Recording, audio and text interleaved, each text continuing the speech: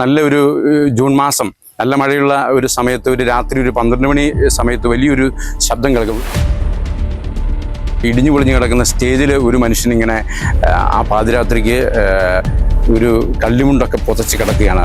തികഞ്ഞ മദ്യാസക്തനാണ് അദ്ദേഹം. കൂരിച്ചെരിയുന്ന മഴയാണ്. അദ്ദേഹത്തെ ഞാൻ തട്ടി ഉണർത്തി വിളിച്ചു. അപ്പോൾ അദ്ദേഹം എന്നോട് പറഞ്ഞു, ചിലർ എന്നോട് പറയാറുണ്ട്, അച്ഛാ ബൈബിളിൽ പോലും പറയുന്നില്ലേ കുറച്ച് മദ്യം ബുദ്ധിയെയും ബോധത്തെയും തെളിയിക്കും. കേരള ജനത അടുത്ത നാളുകളിൽ വരും കാലങ്ങളിലെല്ലാം ലഹരിയുടെ തിക്തഫലങ്ങൾ അനുഭവിക്കേണ്ട ഒരു ഗതികേടുണ്ടാകാൻ എല്ലാവിധ സാധ്യതകളും മുന്നിൽ കാണുന്നു. കേരളത്തിലെ സീറോ മലബാർ, സീറോ മലങ്കര, ലത്തീൻ രൂപതകളിൽ നിന്ന് KCBC മദ്യവിരുദ്ധ സംസ്ഥാന സമിതി ഏർപ്പെടുത്തിയ മികച്ച ലഹരി വിരുദ്ധ പ്രവർത്തനങ്ങൾക്കുള്ള അവാർഡ് മാനന്തവാടി രൂപത കരസ്ഥമാക്കി. മാനന്തവാടി രൂപതയുടെ മദ്യവിരുദ്ധ സമിതി ഡയറക്ടർ ഫാദർ സണ്ണി മട്ടത്തിൽ തന്റെ അനുഭവങ്ങൾ സയൻ ഇന്നോവേറ്റീവ് മീഡിയയോട് പങ്കുവയ്ക്കുന്നു. ഞാൻ ഈ ലഹരി വിരുദ്ധ പ്രവർത്തനങ്ങളിലേക്ക് ആദ്യമായിട്ട് കാലെടുത്ത് വയ്ക്കുന്നത് ഞാൻ അസിസ്റ്റൻ്റായിട്ട് ജോലി ചെയ്ത അസംഷൻ ബത്തേരി ഇടവകയിൽ നിന്നാണ്. അവിടെ ഞാൻ അസിസ്റ്റൻ്റായിട്ട് ജോലി ചെയ്യുന്ന അവസരത്തിൽ അവിടെയുള്ള പ്രാർത്ഥനാ കൂട്ടായ്മയിലെ മുതിർന്ന കുറച്ച് സഹോദരങ്ങൾ എന്നോട് ഒരു മദ്യാസക്തൻ്റെ ഭവനം സന്ദർശിക്കുന്നതിന് വേണ്ടിയിട്ട് എന്നെ ക്ഷണിച്ചു. അങ്ങനെ ഞങ്ങൾ പ്രാർത്ഥിച്ച് ഒരുങ്ങി അതിരാവിലെ ഏതാണ്ട് ഒരു 5:30 അദ്ദേഹത്തിൻ്റെ ഭവനത്തിൽ ചെന്ന് അദ്ദേഹവുമായിട്ട് ഞങ്ങൾ ഈ ലഹരി വിരുദ്ധ പ്രവർത്തനം ആയി ബന്ധപ്പെട്ട് മദ്യാസക്തനായ അദ്ദേഹത്തോട് എൻ്റെ കൂടെ വന്ന മുതിർന്ന സഹോദരങ്ങൾ സംസാരിച്ചു. തുടർന്ന് അദ്ദേഹം മദ്യപാനം നിർത്താമെന്നും പള്ളിയിൽ വരാമെന്നും പ്രാർത്ഥിക്കാമെന്നും കുമ്പസാരിക്കാമെന്നും ധ്യാനത്തിന് പോകാമെന്നൊക്കെ സമ്മതിച്ചു. അങ്ങനെ അദ്ദേഹത്തെ ഞാൻ എൻ്റെ ബൈക്കിൽ ഇരുത്തി എൻ്റെ വികാരിച്ചൻ, അന്ന് തോമസ് തൈക്കുന്നുപറച്ചനാണ് എൻ്റെ വികാരിച്ചൻ, അച്ഛൻ്റെ അടുത്ത് പോയി അദ്ദേഹം കുമ്പസാരിച്ച് മദ്യപാനം പൂർണ്ണമായിട്ട് ഉപേക്ഷിക്കാൻ അദ്ദേഹം സമ്മതിച്ചു. അന്നാണ് ഈ മദ്യാസക്തരുമായിട്ടുള്ള ഒരു പ്രവർത്തനത്തിൻ്റെ പ്രാധാന്യം എനിക്ക് മനസ്സിലാകുന്നത്. പിന്നീട് ഞാൻ വികാരിയായി സേവനം ചെയ്ത ഇടവകളിലൊക്കെ ഈ ഒരു ചിന്ത എൻ്റെ മനസ്സിലുണ്ട്. എങ്കിൽ പോലും എങ്ങനെയാണ് ഇവരുടെ ഇടയിൽ പ്രവർത്തിക്കുക അതിൻ്റെ ശാസ്ത്രീയ വശങ്ങൾ ഒക്കെ ഞാനിങ്ങനെ പഠിച്ചുകൊണ്ടിരിക്കുകയാണ്. തുടർന്ന് അൽഫോൻസ പള്ളി, പടമലയിലുള്ള വിശുദ്ധ അൽഫോൻസാമയുടെ നാമത്തിലുള്ള പള്ളിയിൽ ഞാൻ ചെല്ലുമ്പോഴാണ് എനിക്ക് പൂർണ്ണമായിട്ടും ഈ ഒരു പ്രവർത്തനത്തിലേക്ക് സജീവമായിട്ട് ഇടപെടാൻ സാധിക്കുന്നത്. അതിനൊരു ഒരു പിന്നാമ്പറമുണ്ട്, ഒരു കഥയുണ്ട്. ഞാനവിടെ സേവനം ഏറ്റെടുത്ത് നല്ലൊരു ജൂൺ മാസം നല്ല മഴയുള്ള ഒരു സമയത്ത് ഒരു രാത്രി ഒരു 12 മണി സമയത്ത് വലിയൊരു ശബ്ദം കേൾക്കും. വലിയൊരു ശബ്ദം കേൾക്കും. അപ്പോൾ ആ ശബ്ദത്തിൻ്റെ ഉറവിടം തേടി ഞാൻ എഴുന്നേറ്റു. കറണ്ട് ഇല്ലാത്തതുകൊണ്ട് എൻ്റെ ടോർച്ച് തെളിച്ച് ഞാൻ പള്ളിയുടെ തൊട്ടടുത്ത് അതിൻ്റെ പരിസരങ്ങളിൽ ചെന്നപ്പോഴാണ് അവിടുത്തെ ഇടിഞ്ഞു പൊളിഞ്ഞു കിടക്കുന്ന സ്റ്റേജിൽ ഒരു മനുഷ്യനിങ്ങനെ ആ പാതിരാത്രിക്ക് ഒരു കല്ലുമുണ്ടൊക്കെ പുതച്ച് കിടക്കുകയാണ്. തികഞ്ഞ മദ്യാസക്തനാണ് അദ്ദേഹം. കൂരിച്ചെരിയുന്ന മഴയാണ്. അദ്ദേഹത്തെ ഞാൻ തട്ടി ഉണർത്തി വിളിച്ചു. അപ്പോൾ അദ്ദേഹം എന്നോട് പറഞ്ഞു, അച്ഛാ എനിക്ക് എഴുന്നേക്കാൻ പറ്റില്ല, ഞാനിങ്ങനെ മദ്യപിക്കാൻ പോയതാണ്, അതുകൊണ്ട് ഞാൻ രാവിലെ ഇവിടുന്ന് എഴുന്നേറ്റ് പൊക്കോളാം, അച്ഛൻ പോയി കിടന്നു, വേറൊരു കുഴപ്പമില്ല, അച്ഛൻ എൻ്റെ കാര്യത്തിൽ ആകുലപ്പെടേണ്ട എന്നൊക്കെ പറഞ്ഞ് എന്നെ അദ്ദേഹം പറഞ്ഞു വിട്ടു. അന്ന് യഥാർത്ഥത്തിൽ ഇദ്ദേഹം മദ്യപാനം നിർത്തുന്നതിന് വേണ്ടിയുള്ള ഒരു പരിശ്രമം നടത്തണം, ആ ഇടവകയിൽ പ്രവർത്തനം നടത്തണമെന്ന് ഞാൻ ചിന്തിച്ചു. തുടർന്ന് അവിടെ തന്നെ മദ്യപാനം നിർത്തിയ 2-3 വ്യക്തികൾ എന്നോട് അവിടെ ഒരു AA കൂട്ടായ്മ, ആൽക്കഹോളിക് അനോണിമസ് എന്നാണ് അതിൻ്റെ പൂർണ്ണരൂപം, ആ ഒരു കൂട്ടായ്മ തുടങ്ങുന്നതിനെക്കുറിച്ച് എന്നോട് സംസാരിച്ചു. അവർ മദ്യപാനം നിർത്തിയ ഒരു 6-7 പേരെ എൻ്റെ അടുക്കൽ കൊണ്ടുവന്നു. അങ്ങനെ അവിടെ വെച്ച് മദ്യാസക്തരുടെ രഹസ്യ കൂട്ടായ്മ, മദ്യാസക്തർ എന്ന് പറയുമ്പോൾ മദ്യപാനം ഉപേക്ഷിച്ചവരുടെ രഹസ്യ കൂട്ടായ്മ ആരംഭിക്കുകയാണ്. തുടർന്ന് അങ്ങോട്ട് ധാരാളം പേര് ആ കൂട്ടായ്മയിലേക്ക് വന്നു. അങ്ങനെ ആ ഒരു പ്രദേശത്ത് ഏതാണ്ട് 100-ൽ പരം വ്യക്തികൾ, അത് കത്തോലിക്കരായവരുണ്ട്, അതുപോലെ വിവിധ മതസ്ഥരായിട്ടുള്ള ആദിവാസി സമൂഹത്തിൽ നിന്നും ഗോത്രവർഗത്തിൽ നിന്നുള്ള ആളുകളുണ്ട്. അങ്ങനെ ആ ഒരു കൂട്ടായ്മ വളരെ ശക്തമായി അത് ആ നാട്ടിൽ ഒരു ചർച്ചാ വിഷയമായി. അങ്ങനെ ആ പ്രദേശത്തുള്ള ധാരാളം പേര് മദ്യപാനം നിർത്താനും ചികിത്സയ്ക്ക് പോകാനും കൂട്ടായ്മയിൽ വന്ന് പങ്കെടുക്കാനും ഒക്കെ അവർ മനസ്സ് കാണിച്ചതിൻ്റെ പിൻബലത്തിൽ ഇത് സ്വാഭാവികമായിട്ടും ധാരാളം പേര് ശ്രദ്ധിക്കപ്പെട്ടു. തുടർന്നാണ് എന്നെ രൂപത മദ്യവിരുദ്ധ സമിതിയുടെ ഡയറക്ടറായിട്ട് നിയമിക്കുന്നതും സമിതിയോട് ചേർന്ന് എൻ്റെ ഈ പ്രവർത്തനം വളരെ സജീവമായിട്ട് മുന്നോട്ട് പോകാൻ ഇടയാവുന്നത്. ഈ വർഷം 32 രൂപതകളിൽ നിന്നുമാണ് മാനന്തവാടി രൂപതയ്ക്ക് 1-ാം സ്ഥാനം ലഭിച്ചിരിക്കുന്നത്. അതിൽ ഞങ്ങൾക്ക് അഭിമാനമുണ്ട്. കാരണം ഞങ്ങളുടെ പ്രവർത്തനങ്ങൾ നടക്കുന്നത് രൂപതാതലത്തിലും ഇടവകതലത്തിലുമാണ്. രൂപതയിൽ ഈ പ്രവർത്തനങ്ങൾ വളരെ മനോഹരമായിട്ട് ക്രോഡീകരിക്കുന്നതിന് വേണ്ടി ഒരു എക്സിക്യൂട്ടീവ് കമ്മിറ്റി ഉണ്ട്. ഏതാണ്ട് 30ഓളം ഇടവകകളിൽ സജീവമായിട്ട് ഇതിൻ്റെ യൂണിറ്റുകൾ പ്രവർത്തിക്കുന്നുണ്ട്.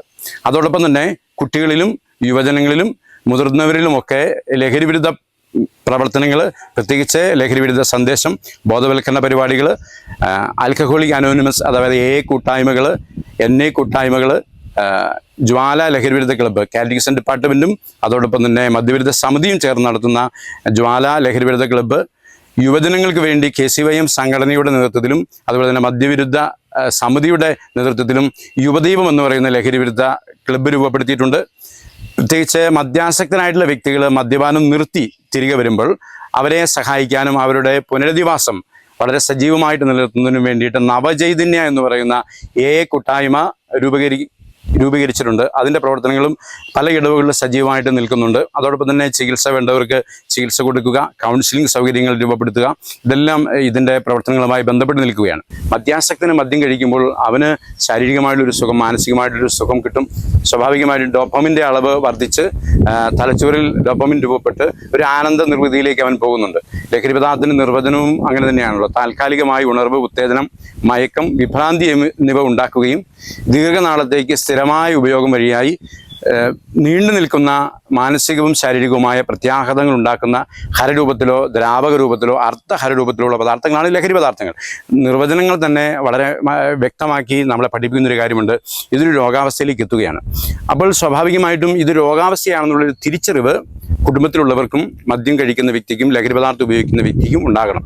പ്രത്യേകിച്ച് മദ്യത്തിൻ്റെ ആ ഒരു രോഗാവസ്ഥയ്ക്ക് ശാസ്ത്രീയമായിട്ട് 4 ഘട്ടങ്ങളിലേക്ക് വരുന്നുണ്ട്. വല്ലപ്പോഴൊക്കെ മദ്യപിക്കുന്നവരുണ്ട്, പിന്നീട് അത് കൂടുതൽ ആവർത്തിക്കുന്നവരുണ്ട്.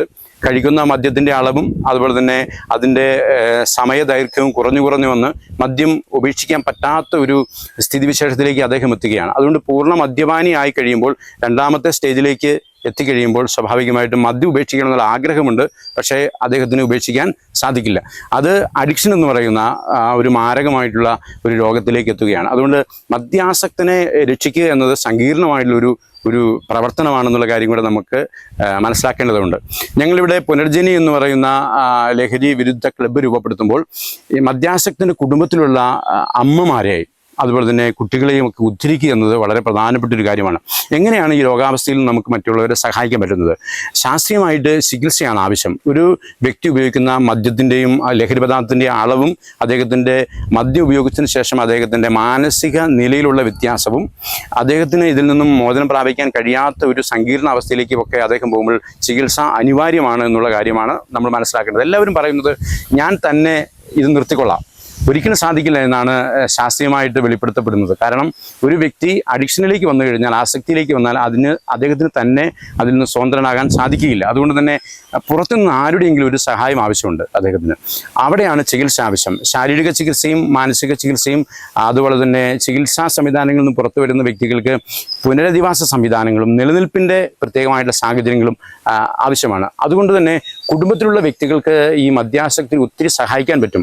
മദ്യപാനം നിർത്തി വരുന്ന വ്യക്തികൾ, ധ്യാനം കൂടിയോ അല്ലെങ്കിൽ ചികിത്സ കഴിഞ്ഞോ മദ്യപാനം നിർത്തി വരുന്ന വ്യക്തികൾക്ക് കൂട്ടായ്മയിലേക്കോ ഒരു പ്രാർത്ഥനാ കൂട്ടായ്മയിലേക്കോ അവരെ കൊണ്ടെത്തിക്കുകയും അവർക്ക് സ്വാഭാവികമായിട്ടും ആനന്ദം രൂപപ്പെടുന്ന ചില മേഖലകൾ നമ്മുടെ ജീവിത സാഹചര്യങ്ങളുമായി ബന്ധപ്പെട്ട് നമ്മൾ രൂപപ്പെടുത്തുകയും വേണം. ലഹരി പദാർത്ഥങ്ങളും മദ്യവും ഉപയോഗിക്കുമ്പോൾ ഒരു വ്യക്തിയുടെ തലച്ചോറിൽ ന്യൂക്ലിയസ് അക്യുബൻസ് എന്ന് പറയുന്ന സ്ഥലത്ത് 4 ഹാപ്പി ഹോർമോണുകളിൽ വളരെ പ്രധാനപ്പെട്ട ഒരു ഹോർമോൺ ഡോപ്പമിൻ എന്ന് പറയുന്ന ഹോർമോണാണ് രൂപപ്പെടുന്നത്. അതുകൊണ്ട് ഈ ഡോപ്പമിൻ നമുക്ക് ആനന്ദം നൽകുന്നുണ്ട്.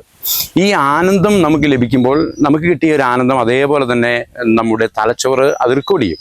അപ്പോൾ കിട്ടിയ ആനന്ദം കൂടുതൽ ഉണ്ടാകാനുള്ള അതിൻ്റെ തോത് വളരാനുള്ള ഒരു താല്പര്യമാണ് സ്വാഭാവികമായിട്ടും നമുക്കുണ്ടാകുന്നത്. അതുകൊണ്ട് തന്നെയാണ് മദ്യം കഴിച്ചു കഴിയുമ്പോൾ ഉണ്ടാകുന്ന ഈ ആനന്ദം, ഡോപ്പമിൻ രൂപപ്പെട്ട് ഉണ്ടാകുന്ന ഒരു ആനന്ദം വീണ്ടും കിട്ടാനുള്ള താല്പര്യം മൂലമാണ് വീണ്ടും ഒരു വ്യക്തി മദ്യപിക്കുന്നത്. ആവർത്തനത്തിലൂടെ അദ്ദേഹം ഒരു ഹാബിറ്റായിട്ട് മാറ്റുകയാണ്. അങ്ങനെയാണ് ഇത് ആസക്തിയായി രൂപപ്പെടുന്നത്. അപ്പോൾ അതുകൊണ്ട് തന്നെ ഏറ്റവും നല്ല ഒരു ബുദ്ധിപരമായിട്ടുള്ള ഒരു തീരുമാനം ഒരിക്കലും ലഹരി പദാർത്ഥങ്ങൾ വെറുതെ പോലും ഉപയോഗിക്കാതിരിക്കുക എന്നുള്ളതാണ്. ലഹരി പദാർത്ഥം ഉപയോഗിക്കുന്ന വ്യക്തി മനസ്സിലാക്കേണ്ട ഒരു കാര്യം, അദ്ദേഹത്തിൻ്റെ തലമുറയിൽ ആർക്കെങ്കിലും ലഹരി ആസക്തി ഉണ്ടെങ്കിൽ മറ്റുള്ള ഒരു വ്യക്തി ലഹരിയിലേക്ക് കടന്നു വരുന്നതിന് 10 മടങ്ങ് വേഗത്തിൽ ഇദ്ദേഹം അതിന് ആസക്തിക്ക് അടിമപ്പെടാൻ സാധ്യതയുണ്ട്. ഇദ്ദേഹം കുടുംബത്തിൽ ഇദ്ദേഹത്തിന് എല്ലാ കാര്യങ്ങളും കൃത്യതയോടുകൂടെ ചെയ്യാനായിട്ട് സാധിക്കില്ല. അതായത് ഉത്തരവാദിത്വപൂർണ്ണമായിട്ട് ഒരു കുടുംബജീവിതം നയിക്കാനായിട്ട് പലപ്പോഴും മദ്യാസക്തിന് സാധിക്കുന്നില്ല എന്നുള്ളതാണ് കണക്കുകൾ തെളിയിക്കുന്നത്. ഇപ്പോൾ അടുത്ത നാളുകളിൽ നമ്മുടെ കുടുംബ കോടതിയിൽ, പ്രത്യേകിച്ച് നമ്മുടെ സഭയുമായി ബന്ധപ്പെട്ട കോടതികളിൽ പലപ്പോഴും വിവാഹങ്ങൾ അസാധുവായി പ്രഖ്യാപിക്കുമ്പോൾ അതിൻ്റെ ഒരു പ്രധാന കാരണമായിട്ട് വരുന്നത് മദ്യാസക്തിയും ലഹരി പദാർത്ഥങ്ങളുടെ ഉപയോഗമാണ്. ഈ മദ്യവും ലഹരിയും ഉപയോഗിക്കുന്ന വ്യക്തികൾക്ക് ഭാര്യയെ സ്നേഹിക്കാൻ, മക്കളെ സ്നേഹിക്കാൻ, അവർക്ക് പരിഗണന കൊടുക്കാൻ, അവരുടെ കൂടെ ഇരുന്ന് സംസാരിക്കാൻ, അവരുടെ പഠന മേഖലകളിൽ ഇടപെടാൻ, സാമ്പത്തിക മേഖല, അതോടൊപ്പം തന്നെ മാനസിക നിലകളിലൊന്നും സംഭാവന നൽകാൻ അവർക്ക് സാധിക്കില്ല. കാരണം മദ്യം നൽകുന്ന മതോന്മത്തമായിട്ടുള്ള ഒരു ജീവിതത്തിലേക്ക് അവർ തന്നെ ഒരുങ്ങിക്കൂടുകയും അവർക്ക് പുറത്തുള്ള വ്യക്തികളുമായിട്ട് ഇടപെടാൻ സാധിക്കാതെ വരികയും ചെയ്യുമ്പോൾ സ്വാഭാവികമായും കുടുംബ സംവിധാനങ്ങൾ തകർച്ചയിലേക്ക് വരികയും നിരാശാബോധവും ആത്മഹത്യ പ്രവണതയും എല്ലാം മദ്യവുമായി ബന്ധപ്പെട്ടും ലഹരി പദാർത്ഥവുമായി ബന്ധപ്പെട്ടും വരുന്ന ഏറ്റവും അവസാനത്തെ ഒരു തീരുമാനമാണ്. അതുകൊണ്ട് തന്നെ മദ്യവും ലഹരി പദാർത്ഥം കഴിക്കുന്ന വ്യക്തികളുടെ ആ ഒരു സങ്കീർണതയുടെ ഏറ്റവും രോഗാവസ്ഥയുടെ ഏറ്റവും അവസാനം എന്ന് പറയുന്നത് ചിലപ്പോൾ അത് ആത്മഹത്യയായിട്ട് ഉരുത്തിരിയാറുണ്ട്. ഈ വയനാട്ടിൽ തന്നെ കർഷക ആത്മഹത്യയൊക്കെ നടത്തുമ്പോൾ അതിനെക്കുറിച്ചൊക്കെ പഠനം നടത്തിയപ്പോൾ തെളിയിക്കപ്പെട്ടിരിക്കുന്നത് ഒരു ഭൂരിപക്ഷം പേരും ആത്മഹത്യ ചെയ്യുന്നതിന് മുൻപ് ഏതെങ്കിലുമൊക്കെ ലഹരി പദാർത്ഥങ്ങൾ ഉപയോഗിച്ചാണ് ആത്മഹത്യയിലേക്ക് പോകുന്നത്. കേരളത്തിൽ തന്നെ ഇവിടുത്തെ ആത്മഹത്യ, അതോടൊപ്പം തന്നെ കുടുംബകലഹങ്ങൾ, റോഡപകടങ്ങൾ എല്ലാത്തിൻ്റെയും പിൻപിൽ ലഹരി പദാർത്ഥങ്ങളുണ്ട് എന്നുള്ളത് ഒരു ഞെട്ടിക്കുന്ന വസ്തുതയാണ് പുറത്തു വരുന്നത്. അപ്പോൾ ഇതെല്ലാം സൂചിപ്പിക്കുന്നത് യഥാർത്ഥത്തിൽ ലഹരി പദാർത്ഥങ്ങളുടെ ഉപയോഗവും മദ്യത്തിൻ്റെ ഉപയോഗവും നമ്മുടെ കുടുംബ സംവിധാനങ്ങളെ തകർത്ത് തരിപ്പണമാക്കുന്നുണ്ട്. ഇപ്പോൾ തന്നെ പല കുടുംബങ്ങളിലും മാനസിക സന്തോഷം ഉണ്ടാകുന്നില്ല. ഒരു വ്യക്തി മദ്യം ഉപയോഗിക്കുമ്പോൾ അദ്ദേഹവുമായി ബന്ധപ്പെട്ട ഒരു 40 പേര് മാനസിക നിലയിൽ ഒത്തിരിയേറെ സംഘർഷം അനുഭവിക്കുന്നുണ്ട് എന്നാണ് കണക്കുകൾ തെളിയിക്കുന്നത്. അതുകൊണ്ട് തന്നെ ഒരു വ്യക്തി ലഹരി പദാർത്ഥ ഉപയോഗത്തിൽ നിന്നും പൂർണ്ണമായി വിമുക്തനാകുമ്പോൾ അദ്ദേഹവുമായി ബന്ധപ്പെട്ട ധാരാളം വ്യക്തികൾക്ക് മാനസിക സന്തോഷം ഉണ്ടാകാനുള്ള കാരണവുമാകുന്നുണ്ട്. കുറച്ച് മദ്യപിച്ചത് കൊണ്ട് എന്താണ് കുഴപ്പം? എത്രയോ വ്യക്തികളാണ് മദ്യം കഴിക്കുന്നത്. ചിലർ എന്നോട് പറയാറുണ്ട്, അച്ഛാ ബൈബിളിൽ പോലും പറയുന്നില്ലേ കുറച്ച് മദ്യം ബുദ്ധിയെയും ബോധത്തെയും തെളിയിക്കും. മദ്യം കഴിച്ചതിന് ശേഷം അവർ ഉണ്ടാക്കുന്ന മാനസിക പ്രശ്നങ്ങൾ, അതുപോലെ തന്നെ സാമ്പത്തിക അരാജകത്വം, അതുപോലെ തന്നെ ക്രിമിനലായിട്ടുള്ള സ്വഭാവങ്ങൾ, ഇതെല്ലാം നമ്മൾ മനസ്സിലാക്കേണ്ടതായിട്ടുണ്ട്. പലപ്പോഴും കുടുംബത്തിലെ ഭാര്യമാരും കുട്ടികളാണ് ഇതിൻ്റെ തിക്തഫലങ്ങൾ അനുഭവിക്കുന്നവർ. അവർ പലപ്പോഴും ആദ്യകാലങ്ങളിലൊന്നും മദ്യാസക്തൻ കുടുംബത്തിൽ ഉണ്ടാക്കുന്ന ഈ മാനസിക പ്രശ്നങ്ങളെക്കുറിച്ചോ വയലൻസിനെ കുറിച്ചോ പുറത്ത് പറയാറില്ല. 2 കാരണങ്ങളുണ്ട്. ഒന്നാമത്തെ കാരണം എന്ന് പറയുന്നത് കുടുംബത്തിൻ്റെ മഹിമ വളരെ പ്രധാനപ്പെട്ടതാണ്. അതുകൊണ്ട് തന്നെ രഹസ്യമായിട്ട് ഇത് സൂക്ഷിക്കാനും പുറത്ത് വിടാതിരിക്കാനും മദ്യാസക്തൻ സമ്മർദ്ദം ചെലുത്തും, അതോടൊപ്പം തന്നെ കുടുംബാംഗങ്ങൾ സമ്മർദ്ദം ചെലുത്തും. അതുകൊണ്ട് തന്നെ പുറത്ത് ആരോടും പറയാറില്ല. എപ്പോഴാണ് ഇത് പുറത്ത് പറയുന്നത്? മദ്യാസക്ത രോഗി അതിൻ്റെ സങ്കീർണതയിലെത്തുമ്പോഴാണ്, ഒരിക്കലും അദ്ദേഹത്തെ രക്ഷിക്കാൻ സാധിക്കാത്ത വിധത്തിൽ രോഗത്തിൻ്റെ ഒരു ഭീകരമായിട്ടുള്ള അവസ്ഥയിലെത്തുമ്പോഴാണ് അത് പുറത്ത് പറയുന്നത്. അങ്ങനെ പുറത്ത് പറഞ്ഞവർ പലപ്പോഴും എന്നോട് ഷെയർ ചെയ്തിട്ടുള്ളത് ഭീകരമായിട്ടുള്ള അവസ്ഥകളാണ്. വീട്ടിലുള്ള വസ്തുക്കളൊക്കെ അടിച്ചുടയ്ക്കുക, കുട്ടികളെ ഉപദ്രവിക്കുക. പലപ്പോഴും കുട്ടികൾ കട്ടിലിനടിയിലോ അല്ലെങ്കിൽ മേശക്കടിയിലോ ഒക്കെ ഒളിക്കുകയാണ് മാതാപിതാക്കൾ വരുമ്പോൾ. മാതാപിതാക്കളെ അഭിമുഖീകരിക്കാനുള്ള വലിയ ഭയമുണ്ട് കുട്ടികളെ. ചിലപ്പോൾ കുട്ടികളെ ശാരീരികമായിട്ട് ഇവർ ഉപദ്രവിക്കാറുണ്ട്, അതോടൊപ്പം തന്നെ ഭാര്യമാരെ ശാരീരികമായിട്ട് ഉപദ്രവിക്കാറുണ്ട്. ചിലപ്പോഴൊക്കെ ചിലരൊക്കെ ഷെയർ ചെയ്തിരിക്കുന്നത് ഇവിടെ വെളിപ്പെടുത്താൻ പോലും പറ്റാത്ത അത്ര സങ്കീർണമായിട്ടുള്ള കാര്യങ്ങളാണ്. പലപ്പോൾ അവർ മദ്യപിച്ചതിന് ശേഷം വീട്ടിൽ മലമൂത്ര വിസർജനം നടത്തുന്ന വ്യക്തികളുണ്ട്. അതുപോലെ തന്നെ വിവസ്ത്രരായിട്ട് വീട്ടിൽ മറ്റുള്ളവരോട് പെരുമാറുന്നവരുണ്ട്. അതോടൊപ്പം തന്നെ ഭാര്യയെ അകാരണമായിട്ട് ഉപദ്രവിക്കുന്ന വ്യക്തികളുണ്ട്. എനിക്കറിയാവുന്ന ഒരു മദ്യാസക്തൻ മദ്യപിച്ചതിന് ശേഷം ഭാര്യയുടെ മേത്തേക്ക് തിളച്ചിരിക്കുന്ന വെള്ളം ഒഴിച്ചതിന് ശേഷം ഏതാണ്ട് ശരീരഭാഗങ്ങൾ പൂർണ്ണമായിട്ടും പൊള്ളലേറ്റ് ഹോസ്പിറ്റലിൽ കിടക്കുമ്പോൾ ആ ഭാര്യ പറയണം, അച്ഛാ ഇത് ആരോടും പറയരുത്, അദ്ദേഹം അറിയാതെ അങ്ങ് ചെയ്തു പോയതാണ്. അങ്ങനെ നമ്മുടെ ഭവനങ്ങളിൽ ഒത്തിരി അമ്മമാർ ഈ ലഹരി പദാർത്ഥത്തിൻ്റെ ഇരകളായിട്ട് മാറുന്നുണ്ട് എന്നുള്ള സത്യം കൂടെ നമ്മൾ തിരിച്ചറിയണം.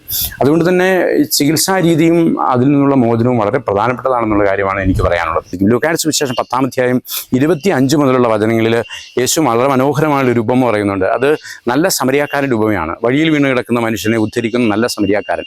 ലഹരി പദാർത്ഥങ്ങൾക്ക് അടിമപ്പെട്ട മനുഷ്യരെല്ലാവരും തന്നെ വഴിയിൽ വീണ് കിടക്കുന്നവരാണ്.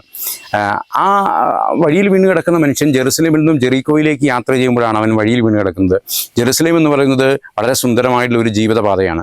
സന്തോഷത്തിൻ്റെ സന്തോഷത്തിൻ്റെയും സമാധാനത്തിൻ്റെയും ദൈവസാന്നിധ്യത്തിൻ്റെയും ഒക്കെ ഇടമായിട്ട് വേണം നമ്മൾ ജെറുസലേമിനെ കാണാനായിട്ട്. അപ്പോൾ ജെറീക്കോയിലേക്ക് പോയി എന്ന് പറഞ്ഞാൽ ഈ ഒരു സന്തോഷത്തിൻ്റെ പാതയിൽ നിന്നും സുഖം തേടി അലഞ്ഞു പോകുന്ന മനുഷ്യൻ അവനറിയാതെയോ അവൻ്റേതായ കാരണങ്ങൾ കൊണ്ടോ ലഹരി പദാർത്ഥത്തിന് അടിമയാകുമ്പോൾ അവന് ഉദ്ധരിക്കേണ്ട ഒരു ചുമതലയാണ് യഥാർത്ഥത്തിൽ വൈദികർക്കുള്ളത്. വൈദികൻ ഒരു നല്ല സമരക്കാരനായിട്ട് മാറണം. ലഹരി പദാർത്ഥം ഉപയോഗിക്കാത്ത, മദ്യം ഉപയോഗിക്കാത്ത ഒരു അവസരത്തിൽ ഇവരെ കണ്ടെത്തി വ്യക്തിപരമായിട്ട് സംസാരിക്കുക എന്നുള്ളതാണ്. സംഘാതമായിട്ടുള്ള ഒരു ഇടപെടലിലൂടെ ഒരിക്കലും ഒരു മദ്യാസക്തിനെയോ ലഹരി പദാർത്ഥത്തിന് അടിമപ്പെട്ട വ്യക്തിയെ മോചിക്കാനായിട്ട് നമുക്ക് സാധിക്കില്ല. വളരെ വ്യക്തിപരമായിട്ടുള്ള, പേഴ്സണലായിട്ടുള്ള, സ്നേഹത്തോടു കൂടിയുള്ള ഒരു ഇടപെടലാണ് തീർച്ചയായിട്ടും അവരെ ലഹരി പദാർത്ഥത്തിൽ നിന്ന് മോചിപ്പിക്കാനായിട്ട്. തുടർന്ന് എൻ്റെ ഒരു അഭിപ്രായത്തിൽ ഗവൺമെൻറ്റിൻ്റെ നയം ഇപ്പോൾ മദ്യവർജനമാണ്, മദ്യനിരോധനമല്ല എന്ന് പറയപ്പെടുന്നു. മദ്യവർജനം എന്ന് പറയുന്നത് ഒരു വ്യക്തി തനിയെ എടുക്കേണ്ട ഒരു തീരുമാനമാണ്. മദ്യവും ലഹരി പദാർത്ഥങ്ങളും സുലഭമായിട്ട് നമുക്കിവിടെ ലഭ്യമാണെങ്കിൽ ഇതിനോട് ആസക്തിയുള്ള ഒരു വ്യക്തിയും അടുത്ത കാലത്തൊന്നും ഇതിൽ നിന്നും പിന്നോട്ട് പോകാനായിട്ട് ഒരു സാധ്യതയും നമ്മൾ കാണുന്നില്ല. മദ്യത്തിൻ്റെയും ലഹരി പദാർത്ഥത്തിൻ്റെയും ലഭ്യത കുറയ്ക്കാനുള്ള നടപടിക്രമങ്ങൾ ഗവൺമെൻറ്റിൻ്റെ ഭാഗത്ത് നിന്ന് നിർബന്ധമായിട്ടും ഉണ്ടാകേണ്ടതാണ്. കാരണം ഗവൺമെൻറ്റിനാണ് സ്വാഭാവികമായിട്ടും ലഹരി പദാർത്ഥങ്ങളുടെ സോഴ്സ് കണ്ടെത്താനായിട്ട് സാധിക്കുക. യഥാർത്ഥത്തിൽ ഗവൺമെൻറ്റും സംവിധാനങ്ങളെല്ലാം ഒരുമിച്ച് ചേർന്ന് ലഹരി പദാർത്ഥ ഉപയോഗത്തിൽ നിന്നും ഈ സമൂഹത്തെ രക്ഷിക്കേണ്ട കാലം അതിക്രമിച്ചിരിക്കുകയാണ്. ഗവൺമെൻറ് ഇതിൻ്റെ ലഭ്യത കുറയ്ക്കാനുള്ള നടപടികൾ എടുക്കുക, അതോടൊപ്പം തന്നെ ലഹരി ഉപയോഗിക്കുന്ന വ്യക്തികളെ കണ്ടെത്തുക, അത് വിൽപ്പന നടത്തുകയോ അത് കൊണ്ടുവരികയോ ചെയ്യുന്ന ഇടങ്ങളെ, അതിൻ്റെ ഉറവിടങ്ങളെ കണ്ടെത്തി അവിടെ സ്വാഭാവികമായിട്ടും അത് തടയാനുള്ള നടപടികൾ എടുക്കുക. അതോടൊപ്പം തന്നെ മതസ്ഥാപനങ്ങളും ഇവിടുത്തെയുള്ള പൊതുസമൂഹത്തിലെ സംഘടനകളും, യുവജന സംഘടനകളായിക്കൊള്ളട്ടെ, മറ്റ് ഇതര സംഘടനകളായിക്കൊള്ളട്ടെ, അവരെല്ലാവരും ശക്തമായിട്ടുള്ള ബോധവൽക്കരണം നൽകുക, മദ്യാസക്തരായിട്ടുള്ള രോഗികളെ കണ്ടെത്തുക, അവർക്ക് ആവശ്യമായ ചികിത്സാ സംവിധാനങ്ങൾ രൂപപ്പെടുക. ചികിത്സാ സംവിധാനത്തിലൂടെ സാധാരണ ജീവിതത്തിലേക്ക് കടന്നു വന്ന വ്യക്തികൾക്ക് ആവശ്യമായിട്ടുള്ള സംരക്ഷണം രൂപപ്പെടുത്തുന്ന കൂട്ടായ്മകളോ റീഹാബിലിറ്റേഷൻ സെൻ്ററുകളോ ഒക്കെ നമ്മുടെ സമൂഹത്തിൽ ഇനി രൂപപ്പെട്ടാൽ മാത്രമേ ഒരു പരിധിവരെ ലഹരിയുടെ വലിയ കെണിയിൽ നിന്നും നമ്മുടെ സമൂഹത്തെ രക്ഷിക്കാനായിട്ട് സാധിക്കുകയുള്ളൂ. അല്ലെങ്കിൽ സ്വാഭാവികമായിട്ടും കേരള ജനത അടുത്ത നാളുകളിൽ, വരും കാലങ്ങളിലെല്ലാം ലഹരിയുടെ തിക്തഫലങ്ങൾ അനുഭവിക്കേണ്ട ഒരു ഗതികേടുണ്ടാകാൻ എല്ലാവിധ സാധ്യതകളും മുന്നിൽ കാണുന്നു.